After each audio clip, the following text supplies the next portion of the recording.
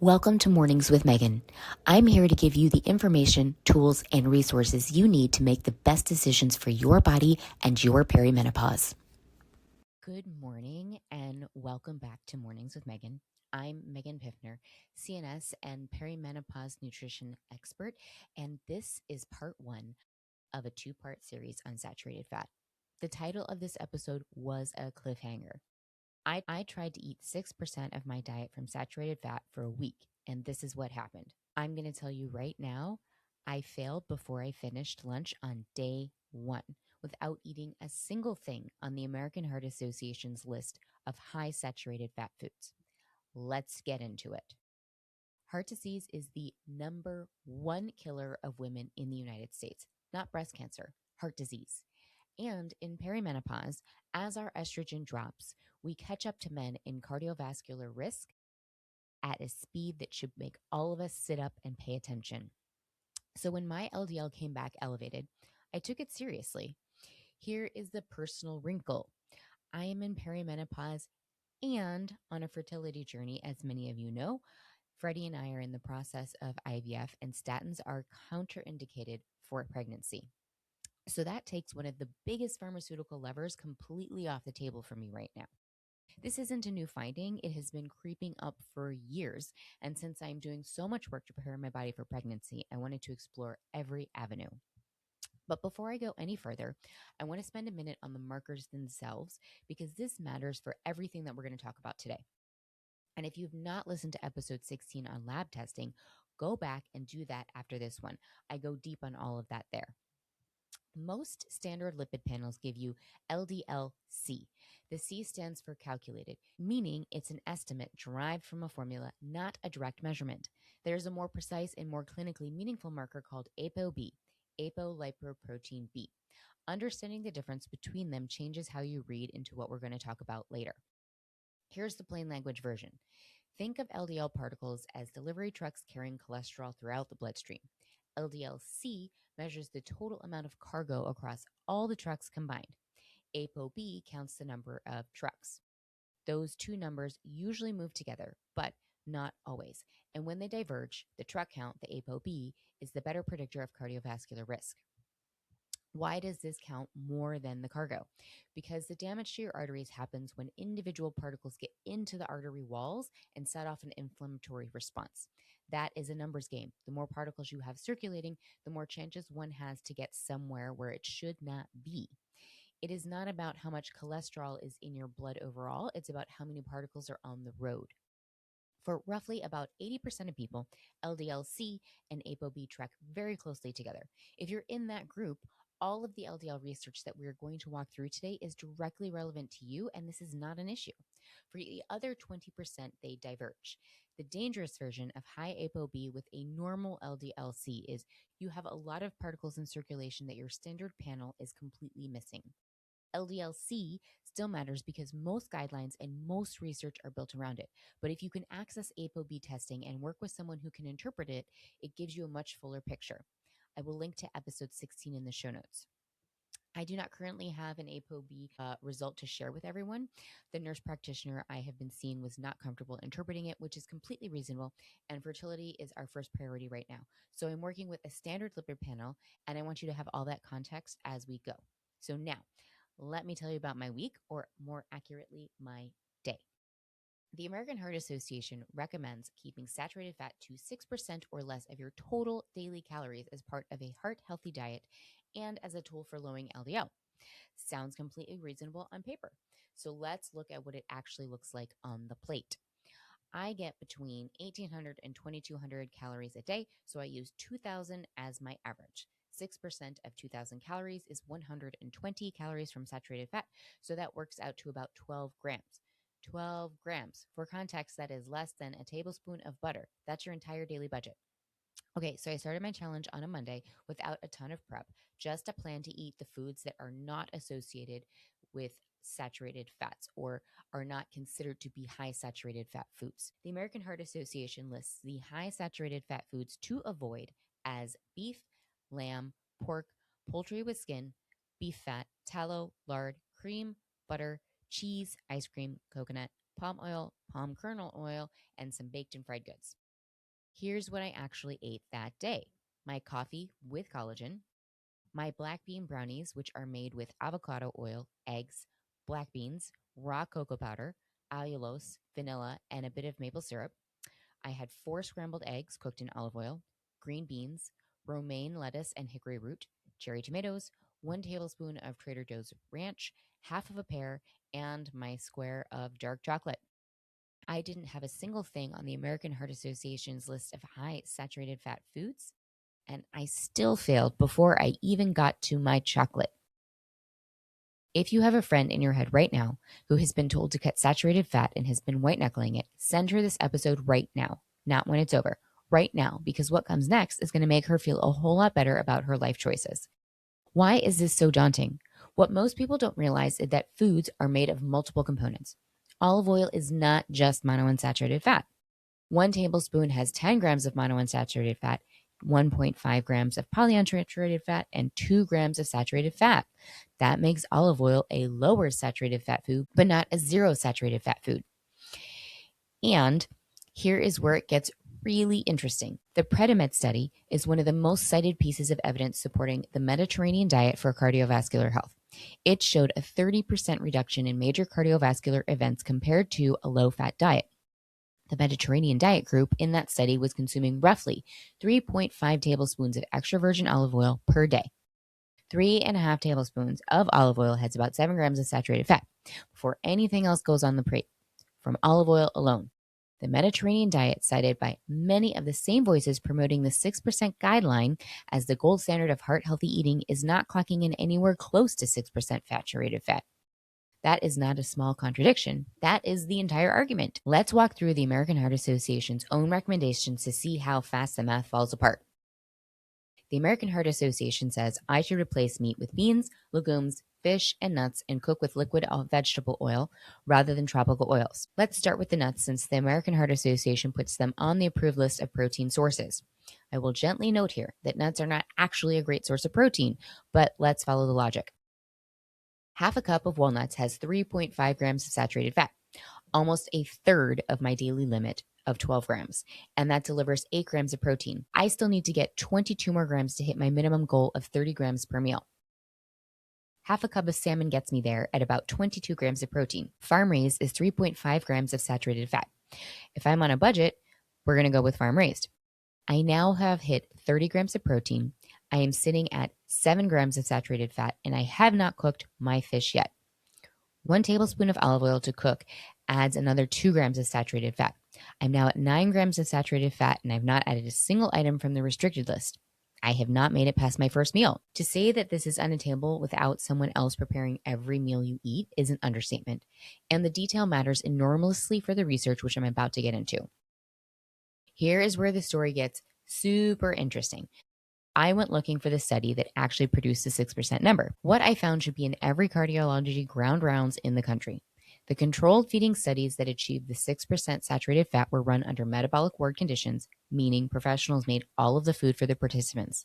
They also simultaneously changed multiple variables: increasing fiber, increasing fruits and vegetables, increasing minerals like magnesium and potassium. There is no way to know if the 6% saturated fat specifically moved the dial, or if it was the fiber, the potassium, or the overall dietary shift. Here's the part that really floored me. The 2013 joint guidelines from the American Heart Association and the American College of Cardiology on Lifestyle Management, the document that produced that 6% target, state in their own rationale that these studies do not isolate the effect of saturated fat on LDL-c lowering. They said it themselves in the footnotes of the very document that told hundreds of millions of people to hit a specific saturated fat percentage. The 2 studies studied were the DASH trial and the Delta trial. Both started participants at a 14 to 15% saturated fat and brought them down to between 5 and 6% saturated fat, a drop of nearly 10 percentage points across a completely overhauled dietary pattern with all food provided. LDL-c dropped 11 to 13 milligrams per deciliter. That number is the entire foundation of the 6% recommendation, and it came from a total dietary overhaul under conditions most of us will never experience, not from adjusting one variable. Now let's look at 2 other key trials, because this is where the individual story is important. RISSCI-1 trial used a controlled feeding design in men, lowering saturated fat from above 19% to about 9% of total energy while keeping calories and fat constant. The mean LDL-c fell by about 19 milligrams per deciliter, which is a real and meaningful result. But the individual responses ranged from a drop of 54 milligrams per deciliter all the way to a raise. That's right, you heard me say that right, a raise of 30 milligrams per deciliter. About a third of that variation was explained by factors the researchers could measure, like starting LDL levels and how much each person actually reduced their saturated fat intake. The rest was not accounted for by what they were able to track, which tells us there's a lot of individual biology at play. Every single participant in the RISSCI-1 trial was male. We have no data from this study on how women respond to the same change. The Get Ready trial is one of the few trials to actually reach the American Heart Association's 6% fat target. Participants followed a DASH type style diet, a broader shift in eating pattern that brought saturated fat down to 6% of total calories compared to the typical American diet, which is around 16% saturated fat. LDL-c dropped by 12 milligrams per deciliter, which is a meaningful result. But at the same time, Lp(a) rose significantly in the same participants on the same diet. So Lp(a) is an independent cardiovascular risk marker, meaning it adds to your risk on top of LDL and is notoriously difficult to move with diet and lifestyle under most circumstances. I want to be precise about who was in the study. Get Ready enrolled 166 African American adults, a population in whom elevated Lp(a) is more common, so this finding is not automatically universal. But similar Lp(a) increases have been reported in other dietary intervention studies, which suggests that the Get Ready result is not an outlier. What makes this trial particularly relevant for this conversation right here is that 70% of the participants were women, making it one of the very few trials in the entire space with a meaningful female representation. The study that included the most women hit the actual 6% target and represents the population at highest Lp(a) risk is also the one where reducing saturated fat improved one risk marker while raising another. That is not a reason to dismiss the LDL finding. It is simply a reason to want a full picture and not just one number. Now, here's the part that should make every woman listening stop what she's doing. Let's look at who was actually in all of these studies. And to do that, I want to bring you back and tell you how we got here because this story is worth knowing. In the 1950s and 60s, a physiologist named Ansel Keys developed what became known as the diet heart hypothesis, the idea that saturated fat raised cholesterol and that raised cholesterol causes heart disease. His landmark research was called the 7-country study. It examined 12,763 middle-aged men across 16 cohorts in 7 countries, looking at saturated fat intake and heart disease rates and found a correlation. This study became the scientific foundation for decades of dietary guidance, including the guidance that we are talking about today. Nina Schultz spent 9 years researching and documenting this history in her book, The Big Fat Surprise, and I want to recommend it genuinely and wholeheartedly. It is a remarkable piece of investigative work that follows the threads of how saturated fat became the dietary villain, who shaped those recommendations, and what the research actually showed. If you want to understand how we got here, that book is the place to go. One of the things that Schultz surfaces is the question of how the diet heart hypothesis was shaped in its early days. In 1953, before the 7-country study formally began, Keys published a graph comparing fat intake and heart disease rates in 6 countries. The data from 16 countries was available at the time, and when you include all of them, the relationship is considerably less clean. France is the most discussed example. Relatively high saturated fat consumption alongside lower cardiovascular disease risk than the correlation would predict. He's acknowledged France as an outlier in his own data, but did not pursue the finding with any depth at all. The French paradox, as it has become known, became one of the most debated questions in nutrition science for decades. I want to be precise here because it is contested territory. The formal 7-country study and that early 1953 graph were different projects, but the early graph shaped the scientific conversation, and France remained an inconvenient data point that was noted rather than explained. The honest summary is that the foundation of the diet heart hypothesis was built on an observational study of men only, and some of the most challenging counterexamples were set aside rather than incorporated.